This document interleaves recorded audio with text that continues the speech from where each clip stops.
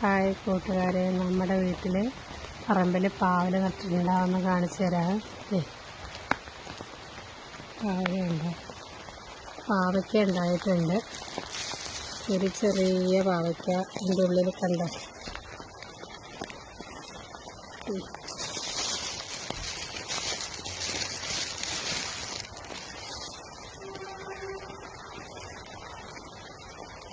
ഇതിൽ നിന്ന് ഞാൻ 2-3 മുറിച്ചെടുക്കുവാണ്. എനിക്കത് കാണിക്കാൻ പറ്റണില്ല, അതുകൊണ്ട് ഞാൻ എടുത്തിട്ട് കാണിച്ചു തരാം.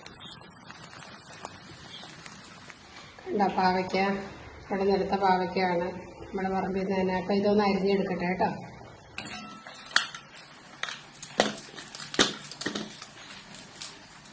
മൂത്ത പാവയ്ക്കാണ്, നന്നായിട്ട് മൂത്ത പാവയ്ക്ക.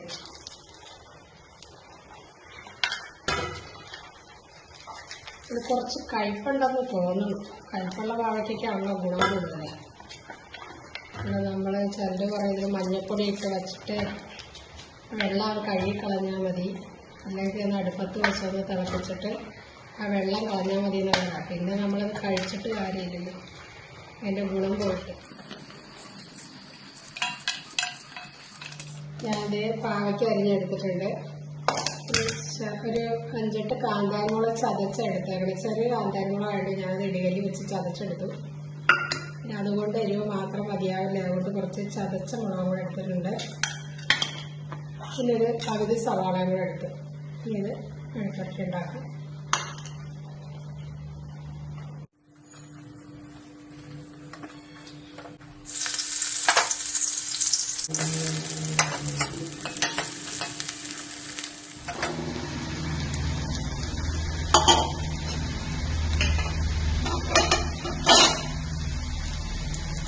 മഞ്ഞൾപ്പൊടി കൂടെ ഇട്ട് കൊടുക്കുകയാണ്.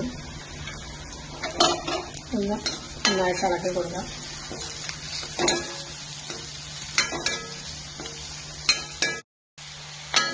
ഉള്ളി, ഇടിച്ച മുളകും കാന്താരിമുളകും ഒക്കെ നന്നായിട്ട് വഴന്നു വന്നിട്ടുണ്ട്. ഇതിലേക്ക് ഇനി പാവയ്ക്ക ഇട്ട് കൊടുക്കാം.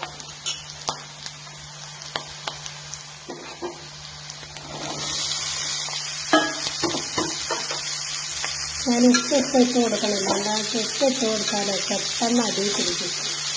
അതായത് ഒന്ന് ആവി കയറിയ ശേഷം ഉപ്പിട്ട് കൊടുക്കണമായിരിക്കും നല്ലത്.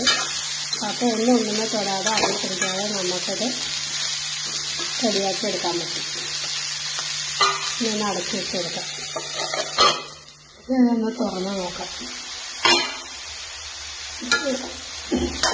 നന്നായിട്ട് ആയിട്ടുണ്ട്, അടിയിലൊന്നും പിടിച്ചിട്ടില്ല. ഇനി ഇത് ഉപ്പിട്ട് കൊടുക്കാം. ഉപ്പിട്ട് കൊടുക്കാണ്.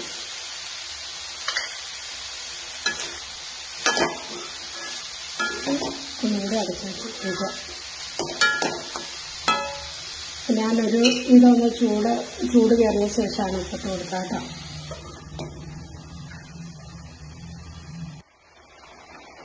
പാവയ്ക്ക നന്നായിട്ടായി വന്നിട്ടുണ്ട്.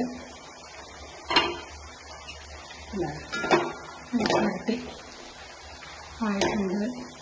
ഇതിലേക്കൊരു 2-3 കരിവേപ്പിലയും കൂടി ഇട്ട് കൊടുക്കാം. എന്തിനും കരിവേപ്പില നല്ലതാണല്ലോ.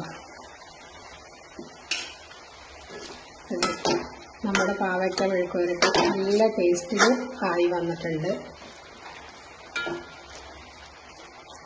എല്ലാവരും ഇതുപോലെ ഒന്ന് ഉണ്ടാക്കി നോക്കണേ. ലൈക്ക് ചെയ്യണേ, സബ്സ്ക്രൈബ് ചെയ്യണേ, കമൻറ്റ് ചെയ്യണേ.